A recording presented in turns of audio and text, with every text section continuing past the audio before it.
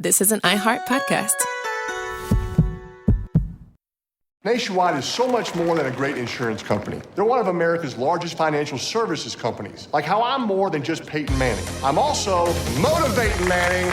When I say insurance, you say financial services. Insurance. Financial services. Insurance. Financial services. Now when I say nationwide, you say is both. Nationwide. Is both. Nationwide. Is both. For your insurance and financial needs, Nationwide is on your side.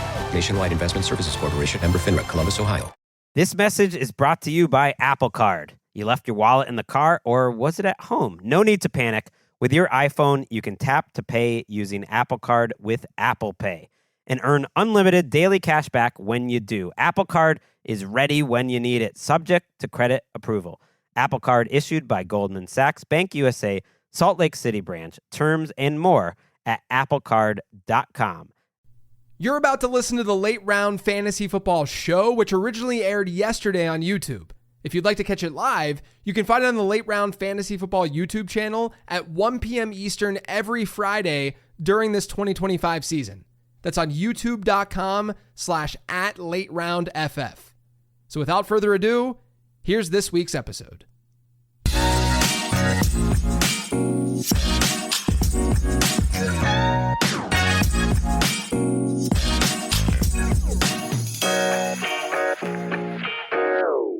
Welcome in. JJ, your hair, is there like a little piece of hair? There's just one piece of hair sticking out of my hat right here. You know, I'm just going to I'm going to exaggerate it even more. Yo. There. Now you guys can see it even more. This is what the podcast listeners miss out on when they're listening to the show in the weekend. Yeah. And that is our hair, our fashion choices. We'd like to welcome them, though. Everyone into the show. Again, it's an interactive show. We get down and nerdy on this show, so your feedback is appreciated. We have the Patreon, obviously, with the weekly rankings, Q&A, chat on the Discord. We have the survey that we've got a lot of discussion about. We'll probably close that up next week sometime, but we've already got a lot of interesting feedback from the survey that we're planning on taking action on, JJ. Yeah, good feedback. We appreciate you guys filling it out. And also, it's important for people to fill it out who kind of consume different types of content with Late Round. I don't expect everybody to consume everything. I know there are some unicorns out there that do, and we love you for it. But, realistically, if you only listen to the podcast sometimes, why only sometimes? Just give us that feedback, and we would love to understand why. So we appreciate those who have submitted that feedback. Yeah, we actually have a lot more responses than I thought we'd get, because sometimes you send I'm kind of guilty of not filling out surveys unless I really am interested. Because it's fill out this survey for a $25 gift, but it's again, it's stuff that I use, but I'm not invested in. I don't care that much. So maybe that's why we have so many survey responses. All right. Matthew says you guys are looking fresh to death as usual. I showered literally 10 minutes ago. I got out because I was on the Peloton right before this because I had stuff going on this morning. Yeah. So, but I will say my brain is a lot fresher than last week's show. Last week, I kind of went into it and I'm like, I don't know if this show's going to be good. I've got some energy today, or at least more energy than last week. Well, good. We need that energy. Did you have energy last night, JJ? Well, I think that's a good segue for what we're about to talk about. It is. Let me get it pulled up. Sorry. Today's fantasy news. Wow, what a great segue that was. Sorry. What a great transition. I thought you were going to give me something. Man, I'll tell you what, people heard the pause on today's mailbag episode, and now people are going to be listening on the podcast feed, and they'll be like, wait, did my podcast feed break? What's going on? Do people understand? I don't think I understood the pause until I started working here. Oh yeah, I only do it for mailbag. The mailbag is when it's something different. when I kind of mess with people a little bit, because the Yeah. the mailbags, the end of week episode, we're answering some like different kind of stuff. It's just kind of the abstract podcast of the week and episode of the week. Everything else is very formalized and very formatted the same way. The mailbag can go in a lot of different directions. So every week I try to do a little bit something different. We've had an AI voice, we've had my daughter's voice, we've had long pauses, we've had short pauses, we've had whispers. It's fun. It's just a little fun little Easter egg. Yeah. Okay. All right. Well, let's talk about last night then. Take me through the 3 touchdowns by TreVeyon Henderson, how you were feeling. And I also want to ask this question, JJ. Okay. Have you learned anything? Have you learned anything as an analyst? Or maybe has it reinforced any beliefs that you have had? So I want to be totally serious with all of this discussion, because I think that the topic of TreVeyon Henderson right now is obviously probably the hottest in fantasy football. It's hot off the press too because of what happened last night. Yeah. And I'm just seeing a lot of extreme takes. I see on one end, people are like, oh, the celebrating is going to end next week when Ramondre Stevenson's back and he's taking his old role again. And then there's the other end. It's like, you can't put this back, this genie back in the bottle because for obvious reasons, right? We're seeing TreVeyon do well.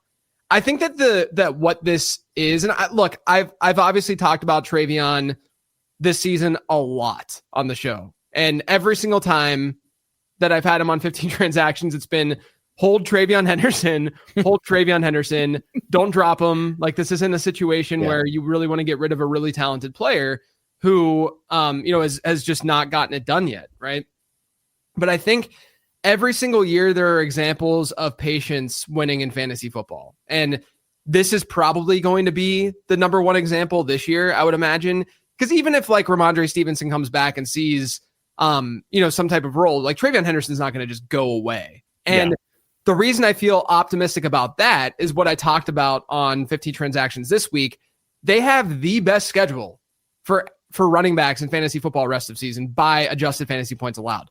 Their next 2 games before their bye, Cincinnati and then the New York Giants, the 2 best matchups by adjusted fantasy points allowed. And so in those scenarios, you become, even if you get a lower workload, you can become more efficient because the matchups are there, right? And so I also think one of the issues that I'm seeing with the TreVeyon Henderson analysis right now is that people are judging his performance by yards per carry.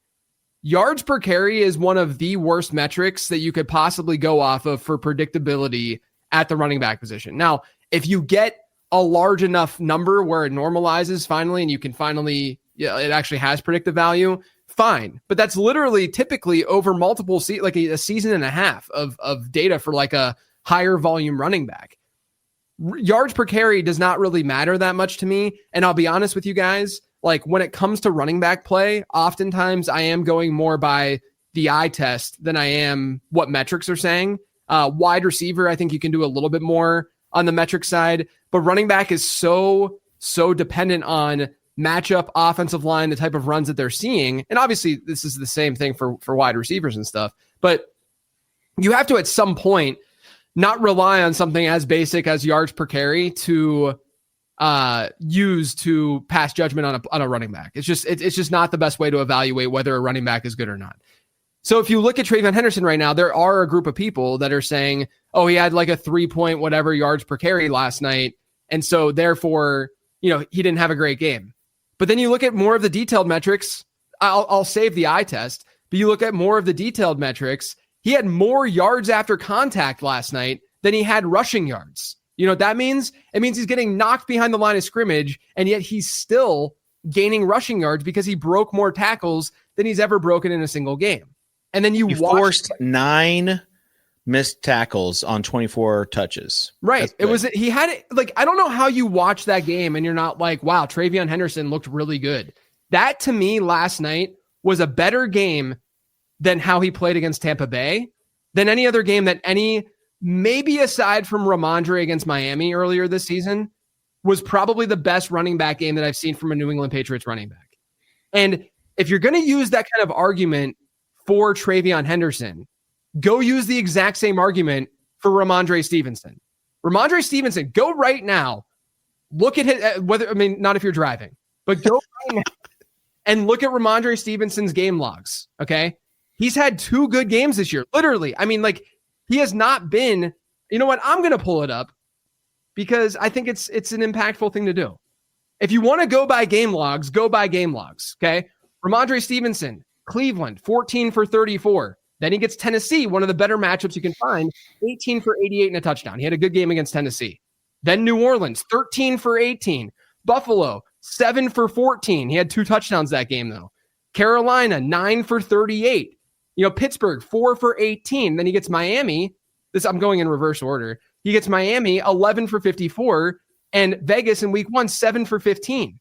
I mean, Ramondre Stevenson, you're acting like Ramondre Stevenson has been good this year.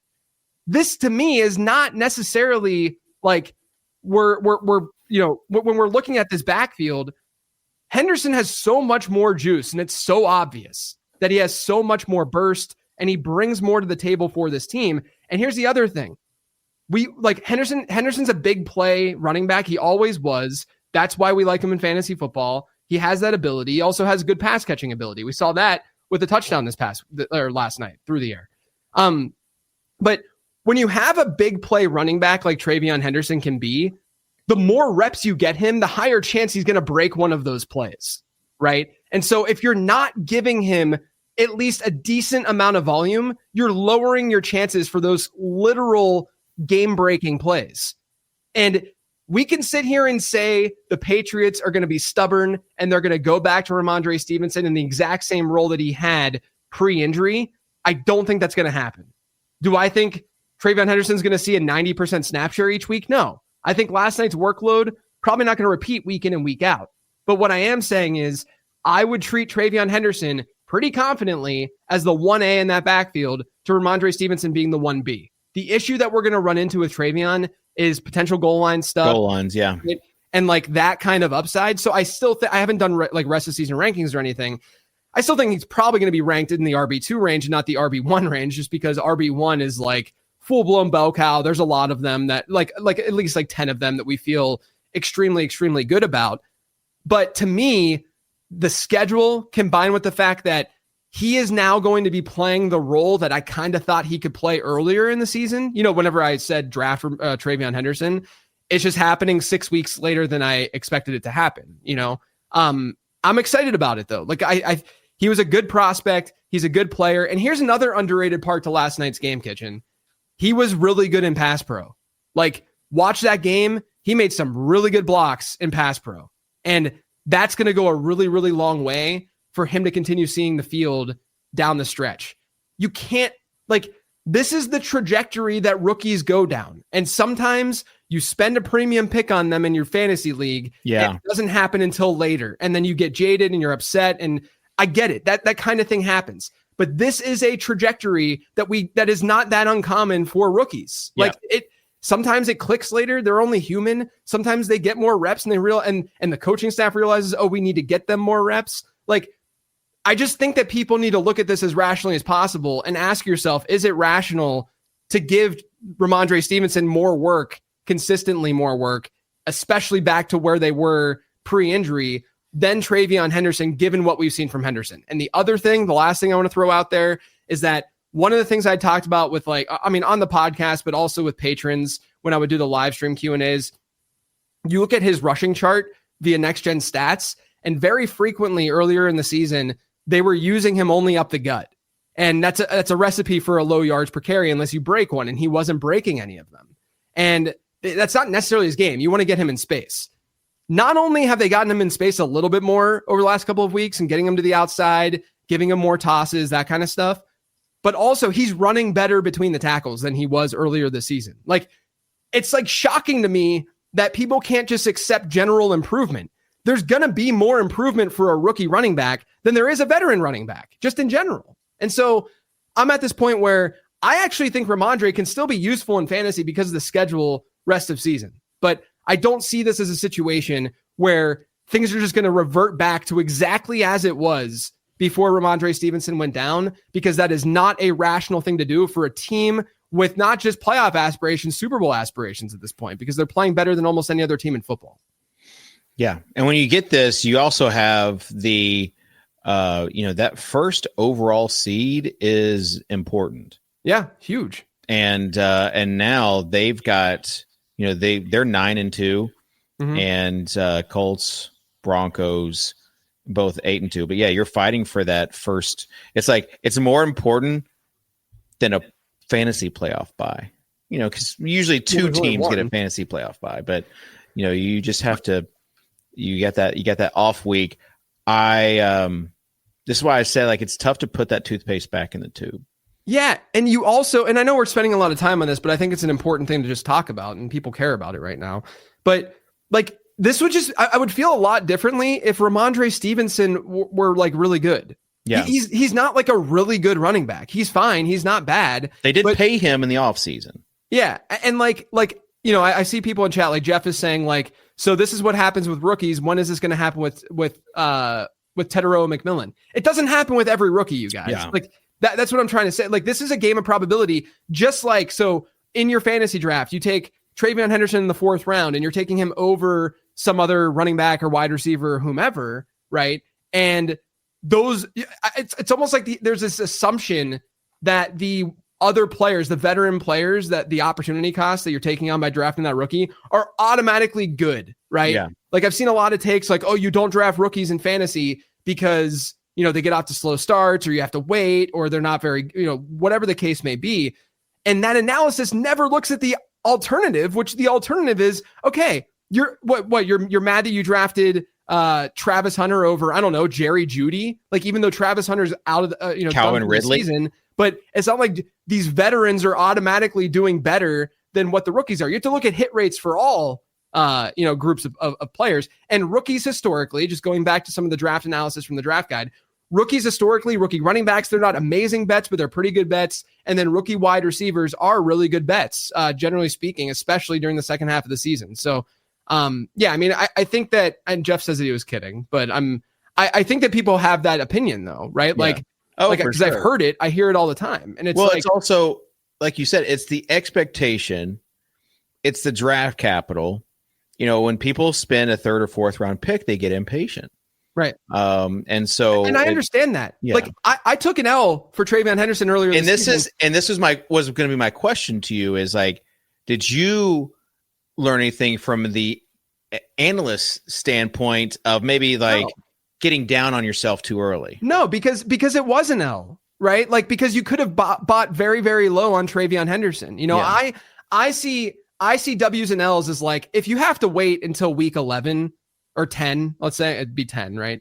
For a true breakout to really happen. Yeah. In the best ball streets, it's different because you're not actually like moving players and stuff like that. And so, yeah, I feel good about like how much TreVeyon Henderson I have in best ball because hopefully down the stretch, he's giving us a lot of good performances. And that's when it matters a ton, right? But then, in like a regular season long league, I don't think this is a situation where like it was a bad call for 9 weeks of the season. That's a large chunk of the fantasy season where your 4th round pick is not usable. And so that's on me, right? Like I think framing this kind of stuff and like, I'm going to do a lot of research this offseason on when this stuff happens, as opposed to looking at the season long points per game stuff and splitting it up in first half, second half, all that kind of stuff.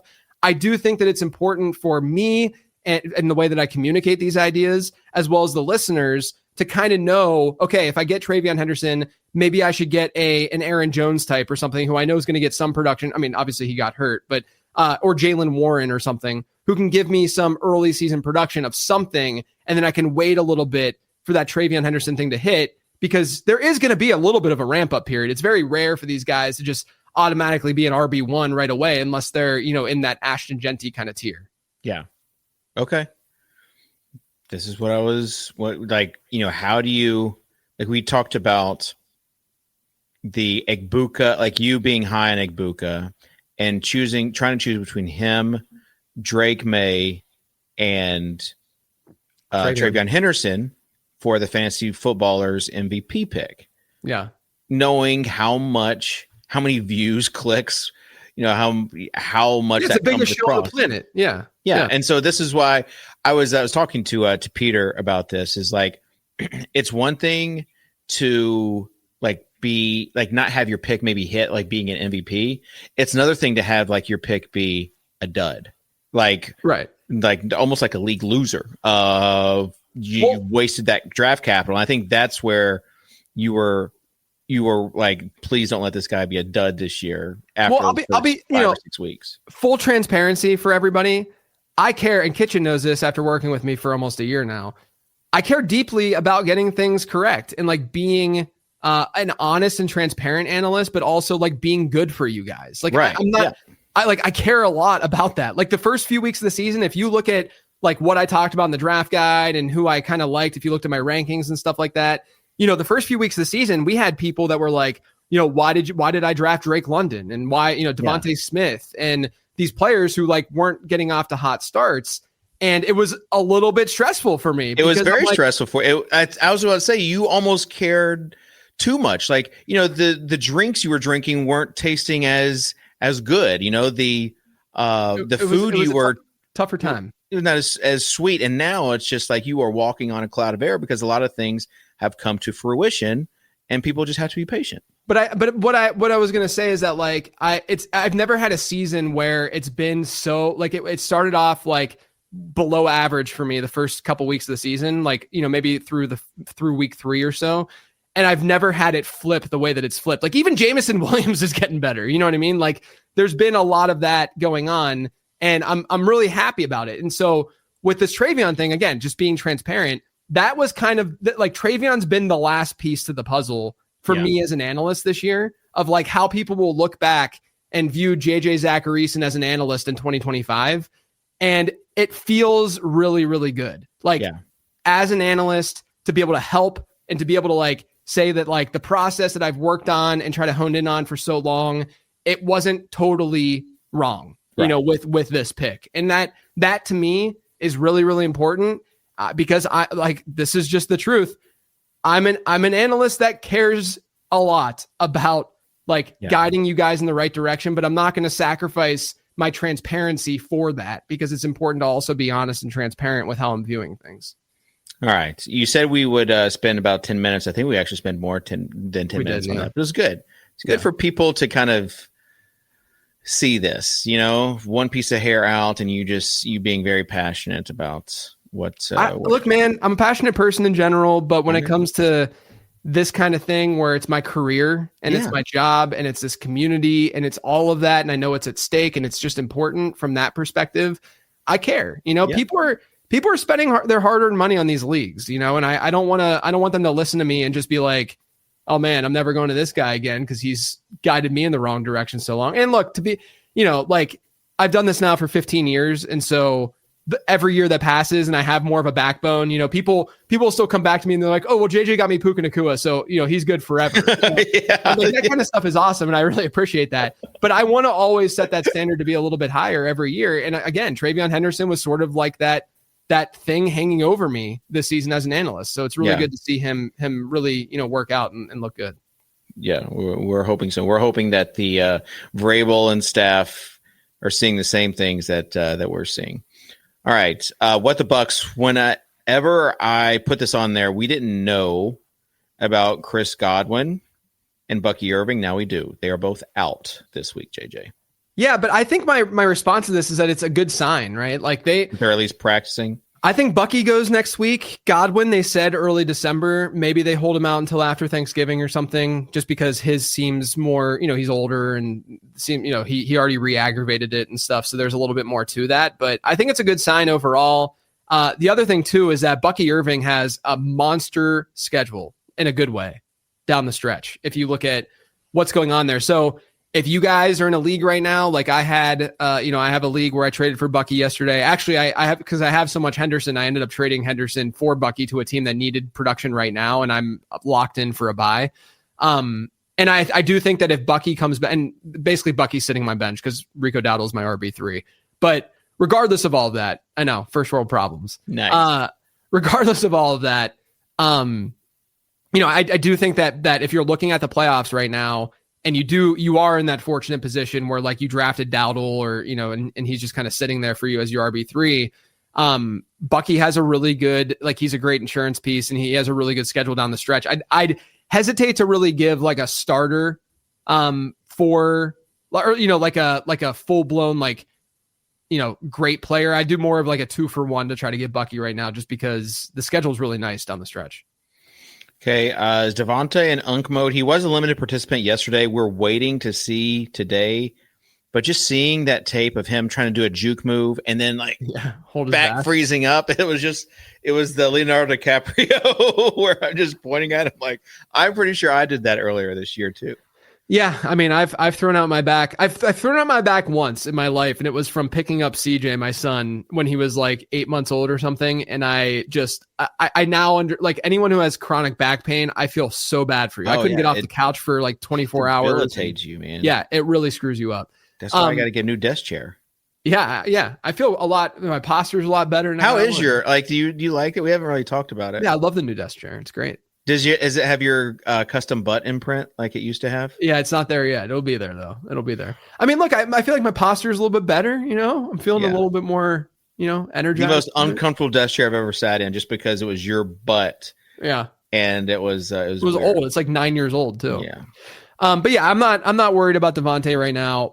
I mean, honestly, if you want to be worried about Rams wide receivers, it would probably be the 13 personnel usage that they've had over the last handful of weeks, and the fact that spreading out all their tight ends everywhere. Yeah, and Puka Nacua has like a 60 to 70% route share. Like, he's not out there very frequently. With that being said, I do think that people aren't necessarily adjusting that enough for game scripts, because they've had some insane game scripts over the last few weeks. And obviously when you're in a positive game script and you're running down clock and whatnot, you're going to have heavier personnel.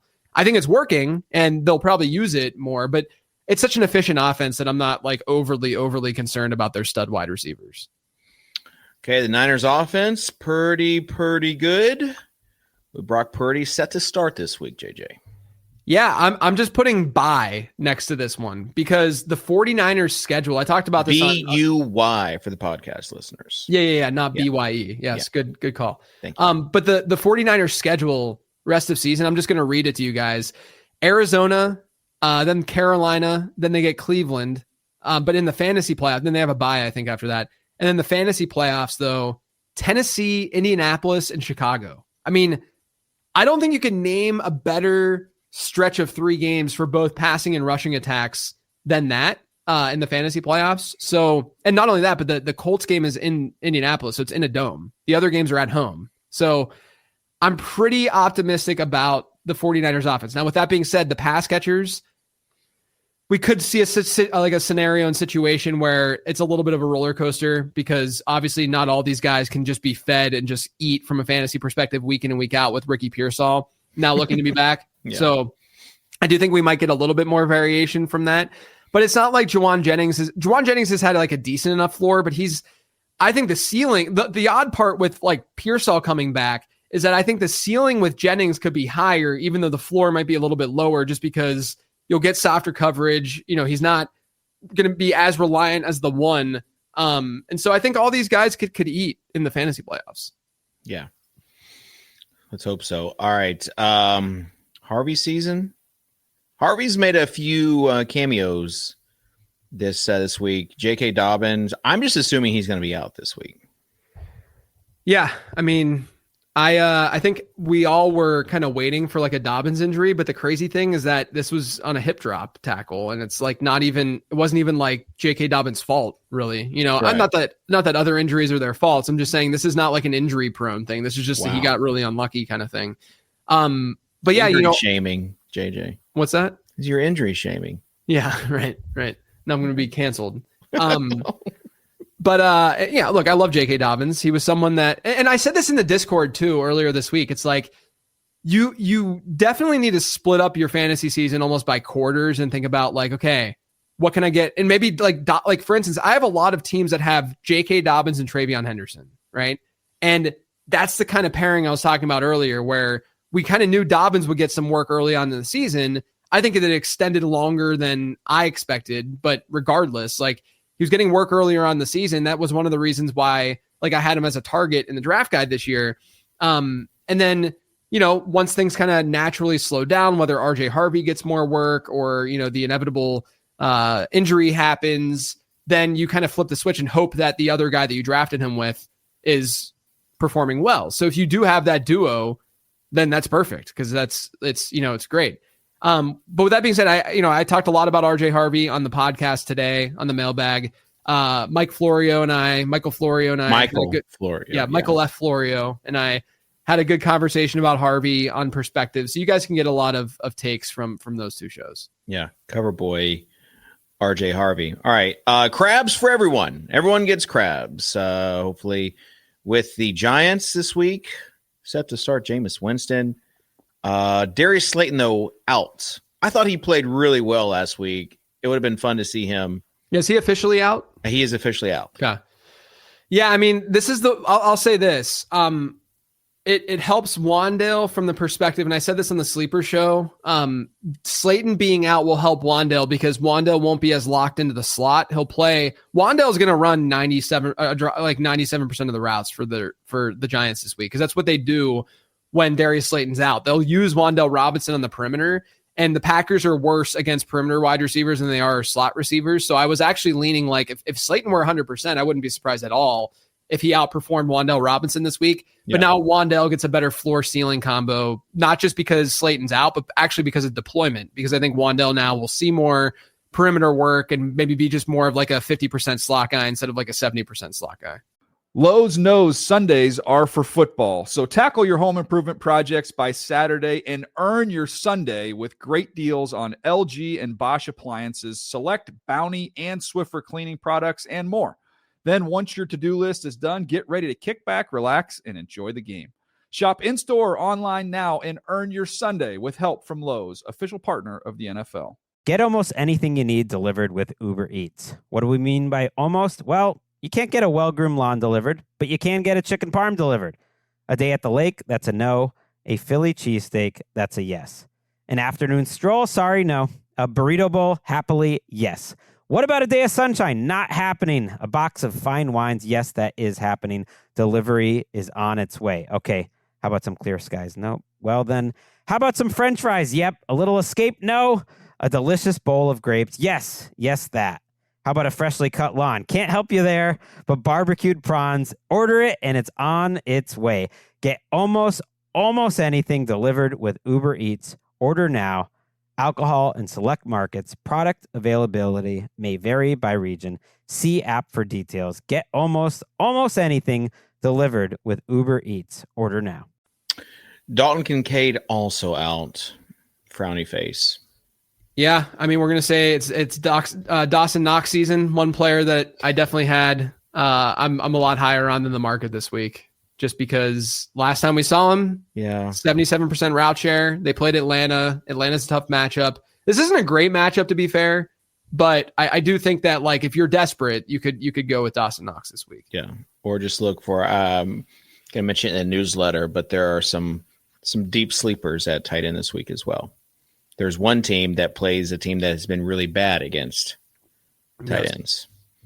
All right, Wilson or Dortch with MHJ being out. Good call by you for saying that he was a sell on the transactions this week. Yeah, I told people in Discord that I talked to Marvin Harrison Jr.'s appendix on Monday when I was doing research for the 15 transaction show. So I kind of had insider info that the appendix was going to burst, and that's why I had Marvin Harrison Jr. as a sell. Yeah. You better say JK. You better do something. Bro, I mean, look. I already have my appendix removed, so. Oh, you did? Yeah. I know what he's going through right now. It's not that fun. It's not very fun. Yeah. I had one of the most embarrassing stories of my life after my appendix was removed. Do you want to hear it? Are you going to share that, or is that for like a Discord only, or what? No, I'll share it. I don't care. Yeah. So I was in the hospital post appendix, and I was back in Pittsburgh at home because I was still in college. And someone from my high school, this girl, caught wind, and that I'm friends with, caught wind that I was in the hospital. How old were you? 20 maybe. I was dating my wife. I was dating Amanda. So like we were, so like she knew who this girl was. They were friends in high school. And this girl came and visited me in the hospital. I'll never forget this. Well, after you get your appendix removed, you are bedridden for like a day or whatever, 2 days. And they give you a jug to pee in. Okay. And so I took the jug and I'm like, oh, I got to go pee. So I start peeing in the jug. As I'm peeing in the jug, underneath my blanket, of course, in walks my friend from high school. And she's standing there, and I'm just peeing in this, and like I finished like right as she walks in, and then we start talking, and I didn't want to make it awkward, so I just kind of left it underneath the blanket. But then we ended up talking for like 45 minutes, and so it got to a point where I don't even know if I could like hold the bottle underneath me anymore. And so eventually, I'm just like, you know what? I got to bite the bullet here, and I pulled it out from underneath the blanket. I looked at it, I looked at her, and I just said, yeah. And then I set it down on the nightstand that was next to me. And then we continued on. Like, she's awesome. And so it was not a big deal, but it was very embarrassing in hindsight. The fact that you still remember that. Yeah. I mean, my gosh, I remember awkward interactions for like that most people just brush off. I'll think about it for like 4 weeks. That thing I'm going to remember for life, you know? So, speaking of P-Jug, for Wilson or Dortch this week? I'm going to say that Dortch has the matchup, but Wilson's the better play probably. The other thing too is that Michael Wilson next week has a really good matchup. I think they play Jacksonville. I have it in the look ahead waiver wire stuff. And so that's a really good matchup for perimeter guys. And there's a chance that Marvin Harrison Jr. is not back next week. And so I think Wilson's probably the one that because like, let's just say that we like Dortch a little bit more than Wilson, even though I don't necessarily, but let's just say that would be the case. If you want to look ahead a little bit and think further, then you might just want to have Wilson and play him as opposed to playing what might be a very micro edge anyway.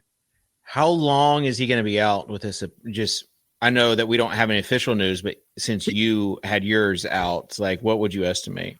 He could be back next week. No way. Yeah. Ben Roethlisberger, I remember had it done, and he was only out a week, I think. No chance. That was back then. Yeah, that's true. Different times. I don't know. I remember I had just started an internship like a week later, downtown Pittsburgh, and I was taking the bus from where I lived in Pittsburgh to because I was living on Pitt's campus, and I remember carrying my laptop bag because they gave me a laptop, and it just like it hurt. Just walking to the bus stop because you have incision and stuff like that. They do it laparoscopically though. They just pull it out. Imagine people tackling you. Yeah, I mean, look, they just pull that thing out of your belly button and you're good to go. Oh gosh, that's what they do. All right. Speaking of not medical advice, Joe Burrow, they've opened the window for Joe to come back, and I was getting excited. I honestly, the rival in my home league had already dropped him. So I spent $1 more than my rival had, and it's a super flex league. Yeah. Just because the thought of winning our league with the guy that he had dropped was just too good. I couldn't let that pass. And then I see a gentleman in the Discord, Sir Dave, and he's saying that he's not sold right now on this. That Burrow's going to be able to come back. Yeah, he thinks it's more they're almost. And I don't want to put words in his mouth, but almost like they're trying to appease Joe Burrow that he thinks this is not like a situation where Burrow's going to come back 100%. Yeah, I think right now they have like a 13 like a 10% chance to make the playoffs or something like that based on where they're at. And so but what that means is that Joe Flacco needs to lead them, and they need to win. Like they have to win in Pittsburgh. Right. They have to. It means those two just blow ups, meltdowns in their past two games were they're very huge. important. Yeah, huge. And so I do think that that's going to dictate when we see Burrow. But look, man, like when people, in my opinion, overstate like the sitting players based on injury stuff, unless it's like I was a little bit nervous about like Garrett Wilson because they're not going to play now that he is injured. Yeah, they're not going to want to play him until he's 100%, which is I think why they put him on IR. Because they're thinking long term with a guy like Wilson. Yeah. And so, with Burrow, if they're in it, they'll play him and if he's ready. And that's the way that like these guys, this is their job. This is what they do for a living, And so if they feel good, they feel good. They're not just going to hold him out just to hold him out. So we'll see. It sounds like Schefter said week 14. And so I think he's a stash just as a, related to that, because he should be able to give us QB1 production when he's back. Yeah, you mentioned Garrett Wilson. I saw the alert to come out while we're on the show that they are planning on him playing again this season. Yeah. I don't know your thoughts on A.D. Mitchell, though. I saw in the live game banter, people were kind of down on him. but I think it was Mike Renner and somebody else that were saying that he actually had some pretty good routes last night. He's a good separator. Yeah. A.D. Mitchell, like, I didn't really like him as a prospect, but he's a really good separator. He can get down the field. He just never finishes catches like that. Like what we saw last kind night. Of important. Yeah, what we saw last night was the most A.D. Mitchell like performance of all time. Yeah. He can get separation, he can get open, and then whether it's drops or whether it's just like not using his body properly in these contested catch situations, for whatever reason, he just doesn't come down with the ball. So I think that he's at least an interesting flyer in deep leagues. Yeah. But nothing more than that. Just because, I mean, that offense is giving us like 120 passing yards a game. It's really hard to buy into that. So bad. But good for Mechie for catching a touchdown. That's a guy you got to root for John Mechie. Yeah, in life. Yeah. All right. QJ stands for questionable Johnston. We have, I just traded for QJ, so I kind of need him to play this week. Yeah, I mean, I like the matchup this week. So yeah. Gadsden is playing. He's off the injury report. So I think Gadsden, though, I mean, Keenan Allen has kind of disappeared over the last few weeks. And so I'm a little bit concerned more about him with Gadsden. QJ just has a really good matchup on the outside for LA this week. Yeah, I mean, I think that we're back to sort of like just we knew this since like week 4, but QJ is more of a roller coaster guy. McConkey's the solid, you can start him each week, feel good about it. And then Keenan Allen's kind of taking a back seat and is not as important to the offense as like an Oronde Gadsden is at this point. Yeah. I mean, remember how people were panicking about Ladd McConkey? I do. This is exactly why it's just like, even a 4-5 game sample, it's still pretty small. We can't just totally overreact to that kind of stuff. All right. We covered a lot of news. So we got to get on to some, get down and nerdy with some today's data. Today's data. All right. So for today's data, I thought it'd be fun to look at players and the percent of points coming from touchdowns this year. Yeah. Okay. So what's that? A blast. Not It's just so fun. Yeah. Really fun. So I have this chart here and the top players, the top 15 players, and this is pre-Thursday Night Football. These are the guys who have seen the highest percentage of their points coming from touchdowns. So Dallas Goedert is first in the league with 38% of his fantasy points. This is PPR leagues coming from touchdowns. Josh Jacobs is second, Jonathan Taylor third, Devontae Adams and Javonte Williams. Those are the top 5. And then you can look at the bottom 15 and you can see that Mr. Zay Flowers is at the bottom of the list, where only 5% of his points per game production is coming via touchdowns. And I talked about Zay on the 10 Trends episode this week and talked about how this is what we get with him because this is how they deploy him. He doesn't see as many end zone targets. I am interested, though. Rashad Bateman doesn't sound good for this weekend. I don't know if it's confirmed or not, but they will use Bateman, a little bit more in the red zone, and maybe that switches a little bit more to Zay Flowers here in week number 11, and we finally see the first touchdown for Zay since week number 1. But, Zay's great. I think he's a good player. He just doesn't have the ceiling that we love in fantasy football. Bateman did not practice and is likely out. Yeah. So maybe we see maybe that should have been the bold call, is that Zay Flowers scores for the first time since week 1. There you go. Save it for the bonus bold call, please. Okay. The late round main event. Okay, let's get to some players that JJ likes more than consensus this week. Big surprise here. Homer JJ. This is like me putting a Calvin Ridley bounces back bold call. Pittsburgh guy talking about Aaron Rodgers because I'm the biggest Steelers fan on earth, as everyone knows. I have Rodgers 2 spots ahead of consensus right now. 27.25 implied team total for Pittsburgh, which is extremely high. Second best matchup for quarterbacks by adjusted points allowed. The Bengals have allowed 49.3 adjusted passing yards over expected to quarterbacks this year. And then the Steelers, as we know, are very heavy tight end focused. They have the second highest tight end target share in football behind only Arizona, and Arizona has Trey McBride, and Pittsburgh definitely does not have a Trey McBride. And the Bengals are terrible against tight ends. So I think there's a tight end matchup they can exploit, as we saw the last time these guys played, I think back in week 7. So Aaron Rodgers, I think, is a QB1 this week. Okay. Aaron Jones. I can't quit Aaron Jones right now. Like, I just feel like he's just criminally underrated. Like, I don't think people still realize that he's just the bell cow again in Minnesota. They have a 25.5 point implied team total. They're playing in a dome. They're at home this week. Chicago is the 8th best matchup for running backs by adjusted points allowed. They're allowing 13 rushing yards to running backs per game over expected. Last week, he had a 69% running back rush share. He had about a 15% target share. I mean, Aaron Jones was like that kind of usage, okay, layered on top of a 25.5 point implied team total in a dome against a good matchup in the Bears. I don't know why we wouldn't be relatively bullish on Aaron Jones this week. If he, like, just assuming that he gets the same usage. Yeah. Assuming that Jordan Mason is no longer a thing, basically. I mean, he's maxed out at 8.5 PPR points in a game with Aaron Jones this year. So tough scene. All right. Wide receiver, Rashee Rice.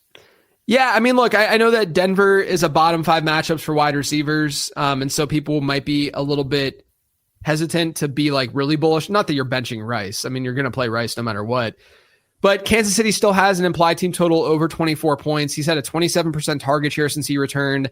And Denver actually ranks 3rd in adjusted target share allowed to wide receivers. So when teams face Denver, they are actually targeting their wide receivers, and they still don't have Patrick Surtain. So I think Rice is an elite play still, regardless of this matchup. Okay, for tight end, you've got Colston Loveland. He was dropped in the expert league that I'm in, and Ben Gretsch picked him this morning. I'm kind of upset at him. Yeah, I mean, I just don't think that you should. Again, this is partially like projection based. Luther Burden, I feel the same way. It's like he's going to get an opportunity eventually. Olamide Zaccheaus has not been it, and DJ Moore is a little bit banged up. And I would argue that Luther Burden could have more upside than DJ Moore because Moore has not been the DJ Moore from a couple years ago, let's say. I'm looking at Colston Loveland and I'm saying, okay, at tight end, every tight end after like tight end 1 territory, like low end tight end 1 territory, has a floor of 0. Like they could easily just get out, like give us a 0 in fantasy football. But Loveland's been so efficient over the last couple of weeks. And to me, when I watch the Bears, he looks the part. Like, I don't think it's a hot take to think that long-term, there's still a chance, a very decent chance, that Colston Loveland is just a better player than like Tyler Warren from the same draft class. Like, I know Tyler Warren's in the better situation right now, and he works with that offense and what they need and want, but Loveland is a lot younger. He was just as good of a prospect coming out. I think it's very easy to like lose sight of that as we're not getting like amazing production from Loveland. But yeah, and yes, he did see a 56% route share last week with Cole Kmet back when it was like 77% and 78% the 2 weeks prior. But he's just been over the last 2 games, 11 targets, 10 catches, 173 yards. The Bears need to win these games, and they face a Minnesota team that has been 2nd in adjusted target share allowed to tight ends. So do I think he could be like, a 3-point player? Yeah, but I think anyone in that range could be a 3-point player. So I'm going to just go with the upside and say, what if they use him more? What if this is a decently high-scoring game in this dome environment? And what if Colston Loveland is just really, really good? And I think he's more talented than the other high-end tight end 2s that are out there. Mid-range tight end 2s, which is where people are ranking him right now. I'm just going to lean into the talent profile and go with Loveland. Lowe's knows Sundays are for football, so tackle your home improvement projects by Saturday and earn your Sunday with great deals on LG and Bosch appliances, select Bounty and Swiffer cleaning products, and more. Then once your to-do list is done, get ready to kick back, relax, and enjoy the game. Shop in-store or online now and earn your Sunday with help from Lowe's, official partner of the NFL. Get almost anything you need delivered with Uber Eats. What do we mean by almost? Well, you can't get a well-groomed lawn delivered, but you can get a chicken parm delivered. A day at the lake, that's a no. A Philly cheesesteak, that's a yes. An afternoon stroll, sorry, no. A burrito bowl, happily, yes. What about a day of sunshine? Not happening. A box of fine wines, yes, that is happening. Delivery is on its way. Okay, how about some clear skies? No. Well then, how about some french fries? Yep. A little escape? No. A delicious bowl of grapes? Yes, that. How about a freshly cut lawn? Can't help you there, but barbecued prawns, order it and it's on its way. Get almost anything delivered with Uber Eats. Order now alcohol in select markets. Product availability may vary by region. See app for details. Get almost anything delivered with Uber Eats. Order now. Okay. Speaking of leaning into things, leaning into these bold calls. Last week we had Kyle Williams' breakout performance. I mean, look, he got the one. He got the one. Okay. I'm taking it. We got that one that when he I was about to take off the pants, just as pants off, 74-yard touchdown. Yeah. And then that was it. But maybe we get never to be heard from again. You know what's funny is in my home league, I used Kyle Williams and I won by like half a point. And it was basically because I just, used a waiver wire player in Williams and beat him.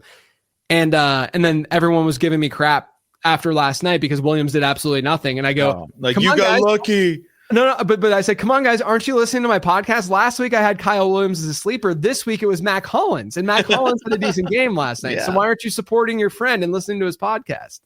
I bet they love it when you do that.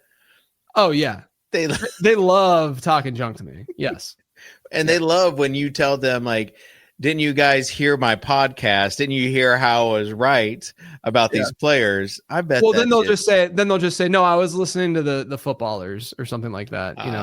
That's kind of a low blow. Yeah. All right. This guy, your bold prediction, he was also a player to target. Earlier this season. This one's been mostly an L this season. The draft guide. Yeah. But this is also why food's tasting a little bit sweeter to you. It's Jameson Williams is a top 12 wide receiver this week. Yeah, I like JMO this season entering it, and didn't work out the first mostly 4 or 5 weeks this season. He's been a little bit better though of late. And then we saw Dan Campbell take over last week. And when they've been targeting Jameson Williams, I talked about this on the 10 Trends episode. When they've been targeting him, this is the difference between early season JMO and current season JMO, is they're targeting him on easier routes, like shorter routes and not just go routes and not just down the field targets. There were games earlier this year where Jameson Williams had ADOTs of 22 yards, which is absurd. If you don't convert on one of those, you're toast in fantasy, right? But now you're getting more of these crossers, and Jared Goff is even talking him up and how he's a cheat code on those kinds of routes. And so I think they're in a position right now, especially with Dan Campbell calling plays, where they had a pass rate over expected that was in the green, I think for the first time this year, with Dan Campbell last week calling plays. Yeah. And so that I feel optimistic about that. Now they get Philly. I wish it was indoor. I wish it was in Detroit. That would make me feel really good about this prediction. Last outdoor game for them. Yeah, last one in the fantasy season. Yeah. And so they get Philly. They've been worse against perimeter guys than slot guys. They've actually been pretty average against perimeter wide receivers in terms of fantasy points allowed per game. Sam Laporta is banged up. We don't know if he's going to go or not. He has missed 3 practices this week. Yeah. So if he's banged up or out, then obviously more targets will be funneled to JMO. But even if he's banged up a little bit, there's more upside for JMO. And like I said, he's just getting a little bit more involved in the offense. So I'll say JMO, a top 12 wide receiver this week. And shout out to Dan Campbell, because I think people just think he is this Neanderthal who just runs through a brick wall with his head Dan first. Campbell. Oh my gosh, I love Dan Campbell. He is I don't know, he's just sharper than people think, I feel like.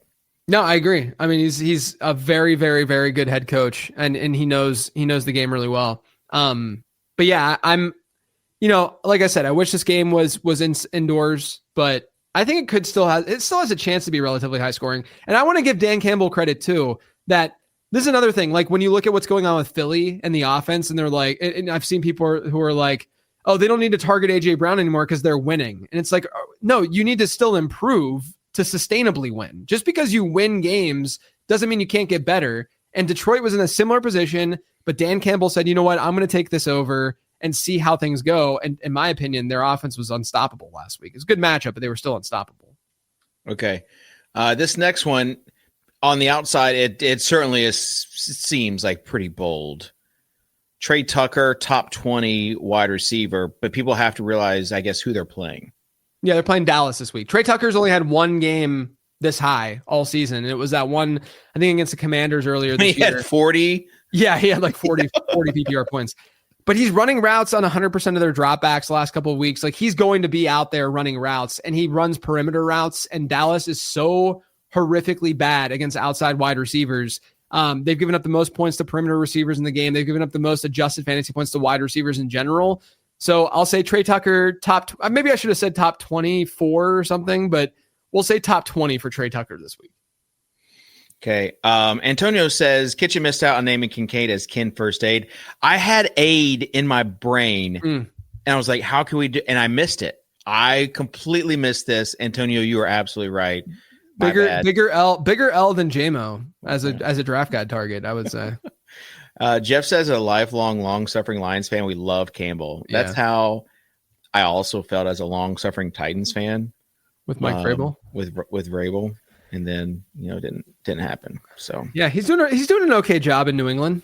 He's doing all right. Some might say. Let's get to the look ahead waiver wire. You've got Jacoby Brissett as number 1, and your look ahead waiver wire for next week. Again, this is not week 11. This is week 12.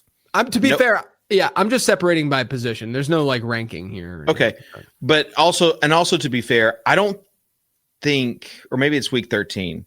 Week 12 are there buys?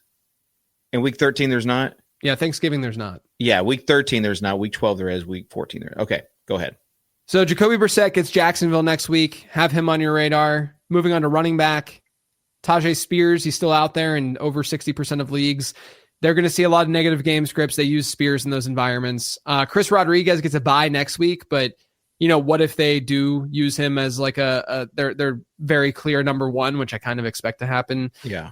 Taj Brooks, kind of an interesting one if you're in a deep league, very deep league, because Samaje Perine's out. And what if, there's an injury to Chase Brown, or what if they just use Brooks a little bit more than we expect? I wouldn't really expect that happening, but this is just a what if kind of scenario. I just have a note on here to get handcuffs. So Blake Corum, Tyler Algier, those kinds of players. Brian Robinson would be a guy who I think is available in a lot of leagues that could be a potential good handcuff. Yeah, Brian Robinson is another. You're kind of acting like it's just like a regular name, but I think he has serious potential. Well, of course, yes, he's one of the better handcuffs. Thank you. That is what I wanted to hear. Yeah, no, Brian Robinson is up there with one of the more decent handcuffs. He just doesn't catch a lot of passes. He's not going to be CMC if he were to step in. Right. Jaden Reed, I talked about on the mailbag this week. Someone asked what his ceiling looks like if he were to come back. And I answered that honestly. I don't think that he has a top 20 ceiling, even though he could in another environment, but good rest of season schedule for Green Bay. Michael Wilson, like I said, they get Jacksonville next week. That's a good perimeter matchup. Jaden Higgins and Jalen Knoll. There were some good D'Amico Ryans sound bites this week about their rookies, even though they continue to not use those rookies, despite them knowing that. Get this Xavier Hutchinson stuff out of here. It's just, come on, guys. This is just ridiculous. Jalen Knoll, low key, Jalen Knoll could realistically be the next slot superstar. Yeah.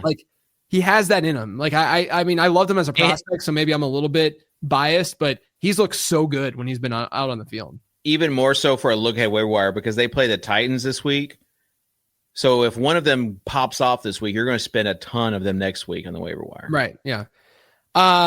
There's also Luther Burden. I think that there's a chance that there's an uptick in usage this week because that's what rational coaching says. Yes, and he's still rostered in fewer than 10% of leagues. They get Pittsburgh next week.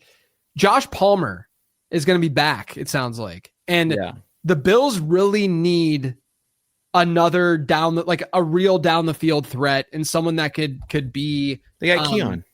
Yeah. Yeah, there you go. He's been great. It was not bad last week. Yeah, for the first time since week 1. Okay. Well, week 1, he was pretty good too.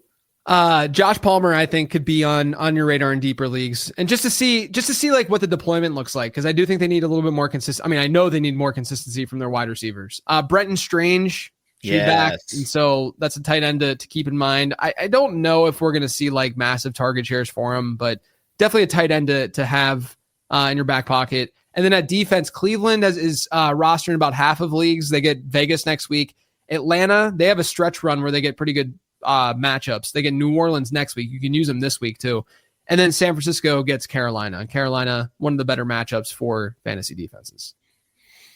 There you go. I've actually got a good idea for the Bills in the offseason, and that is to find a true wide receiver 1. I don't know if they've thought about this. I mean, fans. I know Bills fans have been saying they need to do something for literal years at this point. Yeah, it's kind of like Keon Coleman was a questionable draft pick. He was a questionable prospect. So they need to really invest. The Packers never drafting a receiver in the first round, and then this past like, they got Golden. Yeah, but Golden was always more of like complimentary. Not full blown alpha. But we did not expect Christian Watson to come back and be this guy that he is now. Yeah. I think he's actually on the injury report, but I think we're expecting him to play. But yeah, Bills, just go ahead and get a stud wide receiver so we can have some fun with Josh Allen. That's all I'm saying.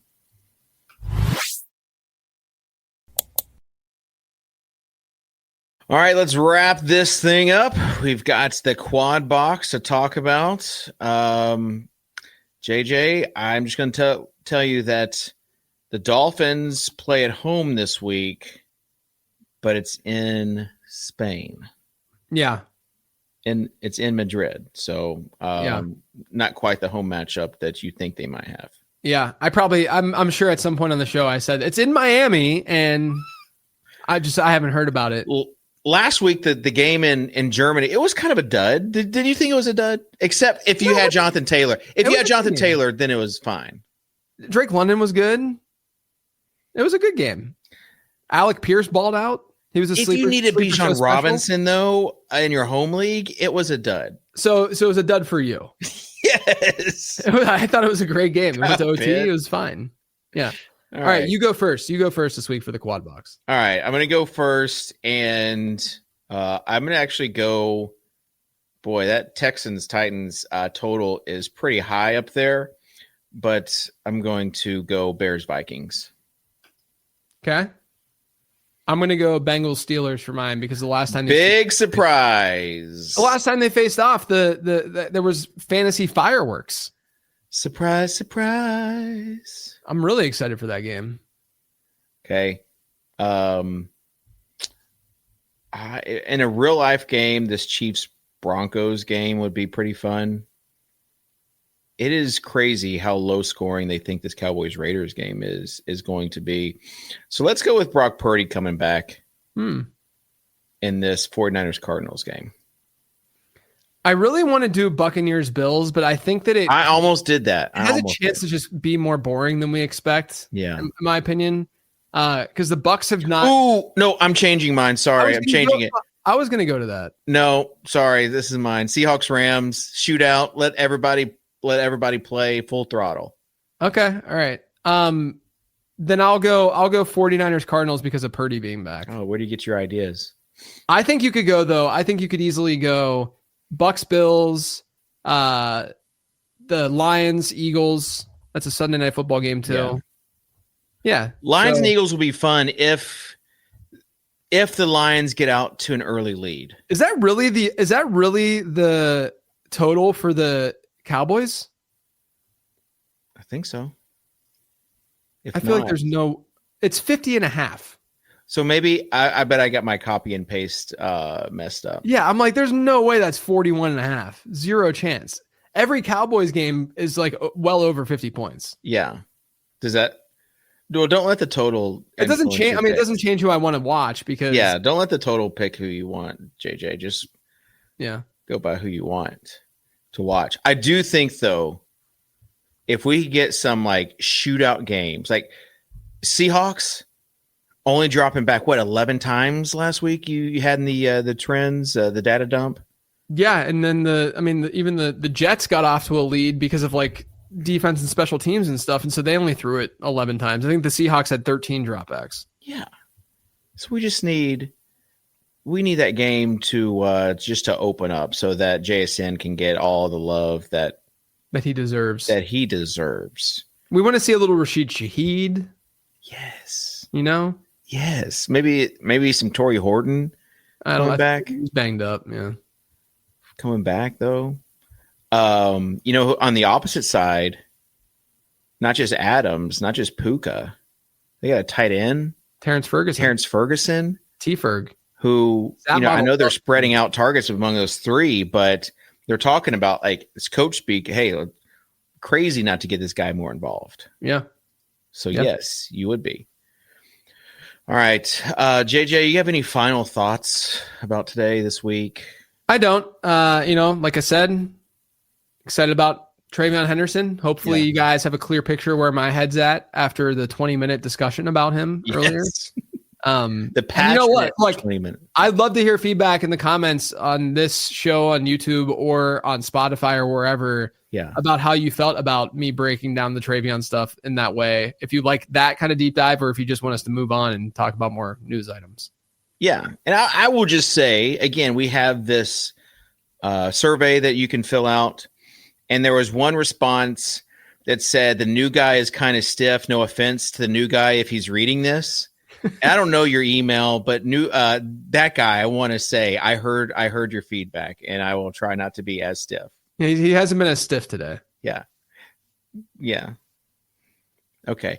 All right. Well, on behalf of JJ, I'm David, and we appreciate you all.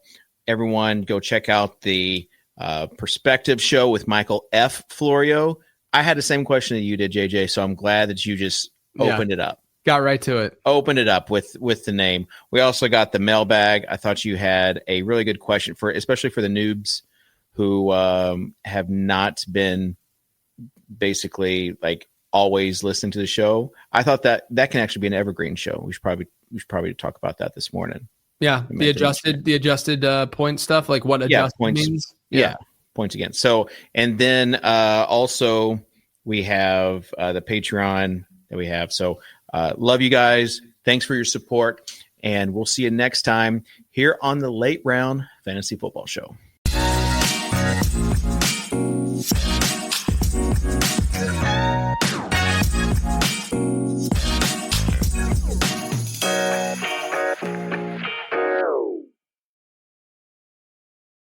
Hi, this is Gronk from Dudes on Dudes. I'm here to tell you about protecting your end zone with wet, extra large flushable Dude Wipes. Unlike dry wiping with toilet paper, Dude Wipes clear instead of smear. Wetter cleans better. Goodbye dingleberries. Goodbye itch and irritation. Plus, if you take Gronk-sized grumpies, or as I like to call them, Gronkies, baby wipes won't do. You need extra big Dude Wipes to handle the job. So don't fumble the ball with toilet paper. Stop being an a-hole to your b-hole and start using Dude Wipes. Available on Amazon and major retailers nationwide. Dude Wipes. Best clean, pants down. Nationwide is so much more than a great insurance company. They're one of America's largest financial services companies. Like how I'm more than just Peyton Manning. I'm also motivating Manning. When I say insurance, you say financial services. Insurance. Financial services. Insurance. Financial services. Now when I say nationwide, you say is both. Nationwide. Is both. Nationwide. Is both. For your insurance and financial needs, Nationwide is on your side. Nationwide Investment Services Corporation, member FINRA, Columbus, Ohio. This is an iHeart podcast.